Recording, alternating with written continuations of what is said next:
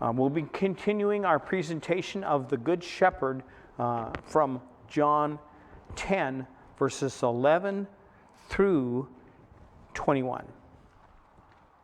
I was able to find a picture of the illustration I was talking about.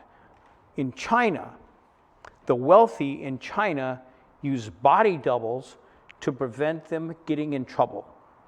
In China, the extremely wealthy can avoid prison terms by hiring body doubles. Incredibly, this is true. Slate.com originally broke the story of how the super rich in China get away with pretty much everything, including murder. According to Slate, a wealthy 20-year-old named Hu was drag racing his friends when he struck and killed a pedestrian. Although Hu received a 3-year prison sentence, allegations that the man appearing in court and serving the 3-year sentence, pictured here in the orange vest, wasn't Hu at all, but a hired body double. In another case, the owner of a demolition company that illegally demolished a home hired a destitute man and promised him $31 for each day the body double spent in jail. In China, the practice is so common, there is even a term for it: substitute criminal. This may seem scandalous, but 2,000 years ago, someone became our substitute and took the punishment we deserve. He took the penalty of all our sin in his own body on the cross. Justice is not met by the wealthy getting off scot-free. However, the death of Christ was the just for the unjust, that he might bring us to God. I quoted us 1 Peter 3:18. I am the good shepherd. The good shepherd lays down his life for the sheep. I repeated today the picture I used last week. I saw this picture every day when I lived at home because it had a featured position in my house. My parents and my mother especially liked the imagery of Jesus as the good shepherd. Jesus continues, I am the good shepherd. Really, the shepherd, the good one. The adjective is stressed. This adjective, meaning the word is beautiful. I am the beautiful shepherd, the excellent shepherd, the shepherd with beyond compare. Here it indicates excellent. The shepherd answers to the ideal both in his character and in his work. In the sense that which is meant, it cannot apply to ordinary sheep herders, no matter how good he or she might be. Such a shepherd may indeed risk his life in the defense of the sheep, but 2 Samuel is the case in 1 Samuel 17:34 through 36. But he does not really lay down his life. He does not yield his life as a voluntary sacrifice. He who has a hired hand and not a shepherd, who is not the owner of the sheep, sees the wolf coming and leaves the sheep and flees, and the wolf snatches them and scatters the flock. They are hired hands.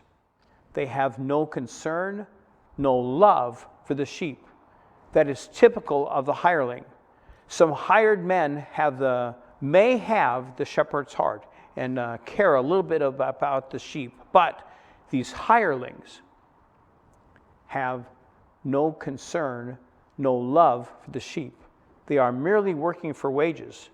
They had just given a very telling example of their utter lack of concern for the true sheep. It's a figure of speech. I am the good shepherd.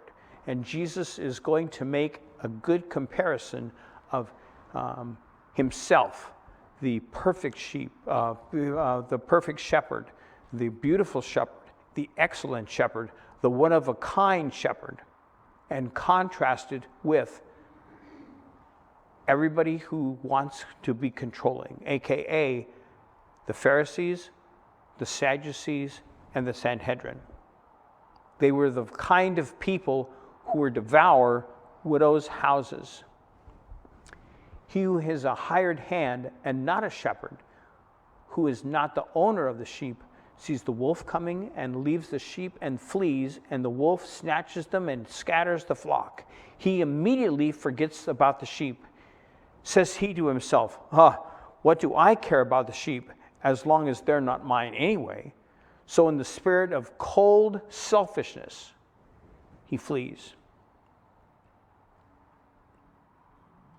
Had the Pharisees, these religious leaders of the people, shown the least interest in the man who was lame at Bethzapha and Christ healed him? Had they manifested even a speck of pity for the woman taken in adultery in chapter 8, verse 3 and 6? And we see how they treated the man who Jesus had cured of his congenital blindness in chapter 9, verse 34.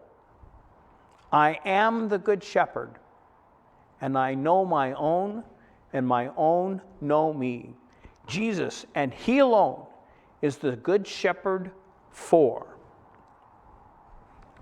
In distinction from the Pharisees viewed as strangers in verse 5, he knows his sheep, and he says, I know.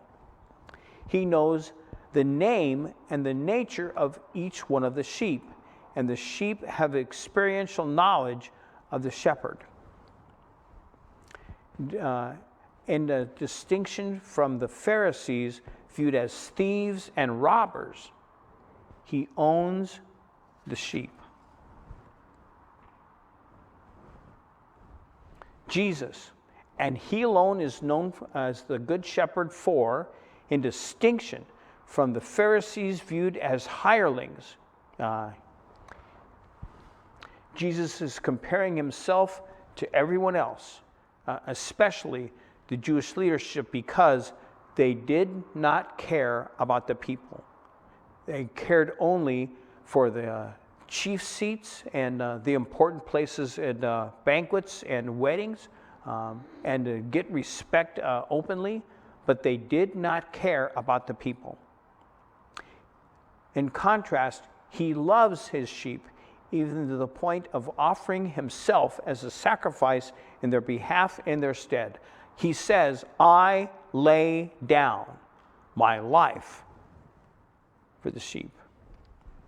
Just as the Father knows me and I know the Father, and I lay down my life for the sheep. Matthew 11:27. All things have been delivered unto me by my Father, and no one knows the Son except the Father, nor does anyone know the Father except the Son, and the one whom the Son wills to reveal him. What Jesus states in these verses cannot mean that the fellowship which is found on earth between Good Shepherd and the sheep is just as close as that which is found in heaven between the Father and the Son, but that the former is patterned after is reflection of the latter. And I have other sheep that are not of this fold. I must bring them also, and they will listen to my voice, and they will become one flock with one shepherd. Not all the sheep belong to the fold of Israel. The Good Shepherd has other sheep, namely us.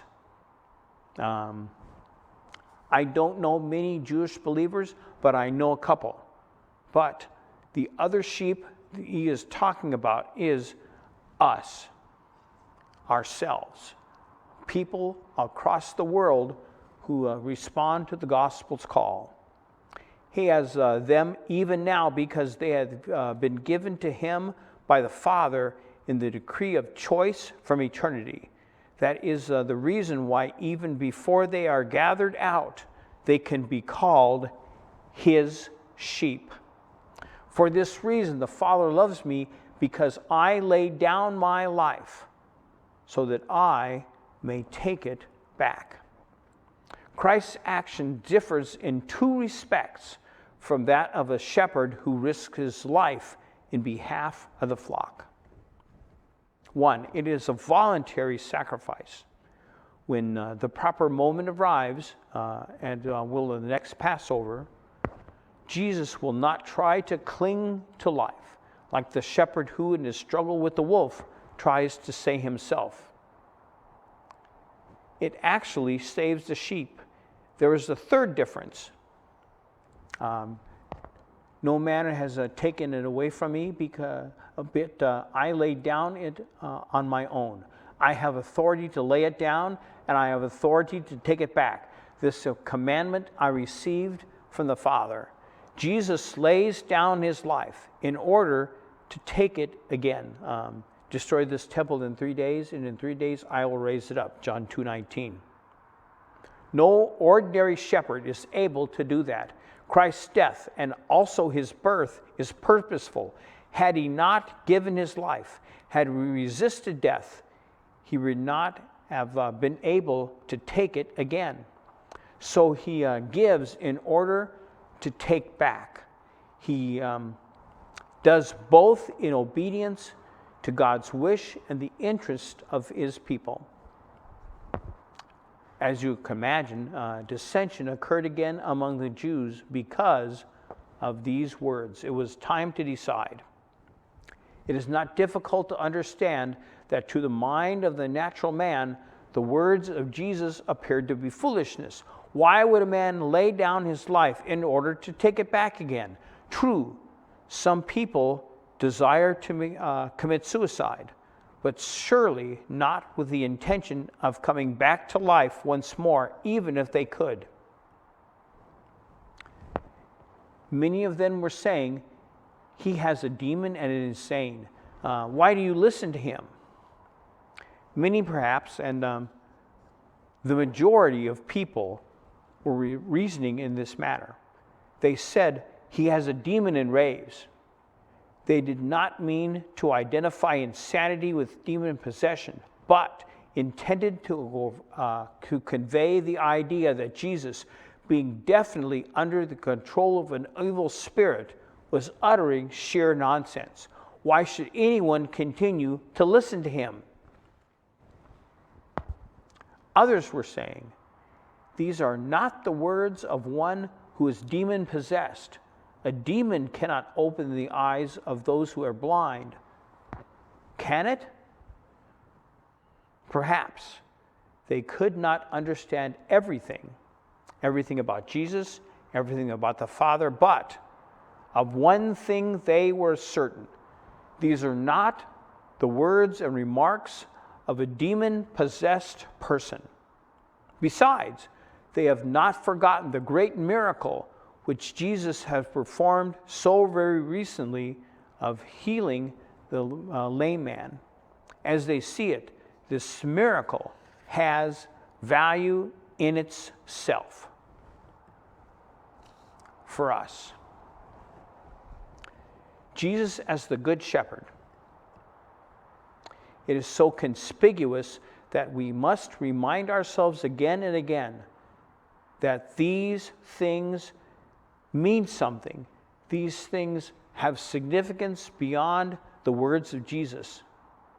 At other times, as in 6-11 and 14-18, the actual realities, Jesus caring for his own, laying down his life for them, humble believers trusting in him and obeying him, the Pharisees hating Jesus and his followers, are much more clearly evident. I want to talk about a man named Raoul Wallenberg. You might have heard of him.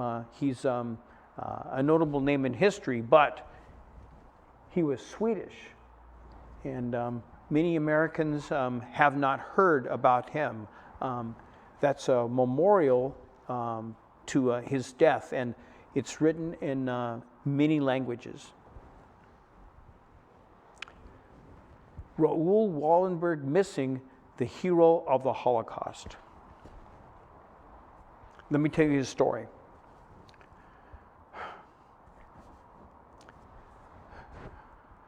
The Russians could not believe that someone would sacrifice themselves. And when they swept over Eastern Europe in their battle to stop the German army in World War II, Raoul Wallenberg presented himself. He was a Swedish diplomat, and he told them, "Oh, I've come to put my own life on the line. I'm going to try to falsify papers to let as many Jews escape the Holocaust as possible." They were convinced, the Russians were convinced, that he must be a spy. The biography of a book written by Wallenberg says this: "When I held his original Lubyanka prison card in my hand a few years ago, I could see with my own eyes how the slot designating his crime in the 13 was left blank.